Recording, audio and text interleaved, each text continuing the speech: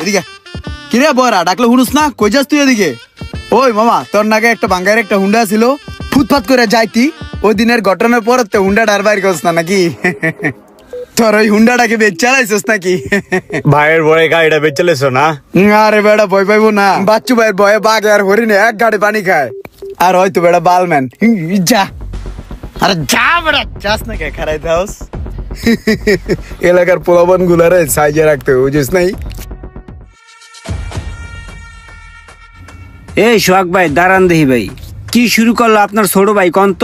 আরে ভাই, মানুষ রাস্তাঘাট দিয়ে হাঁটতে পারে না, আপনার ছোট ভাই ছিনতাই করে, চুরি করে ভাই, মানুষের গেঞ্জি সিরিয়ালের টাইম না, মানুষ অপমান করে ভাই, মানুষের হেনস্থা করে ভাই, এগুলো কি ভাই? মাঝে মাঝে শুনি যে ভাই আপনার ছোট ভাই প্লাপার নিয়ে জিনিসপত্র নিয়ে চাঁদাবাজি করে ভাই, এগুলো ভাই এলাকার ভিতরে কি ভাই? আপনি একটা বড় ভাই, সম্মানিত মানুষ ভাই, ভাই আপনি যদি চলতে থাকে না, তাহলে আপনাকে যে একটা সুনাম মান সম্মান এটা থাকবো না ভাই।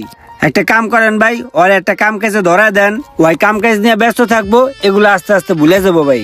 ওরে কি কাজে কামে দিব, ও তো কোনো কাজ কাম করতে চায় না।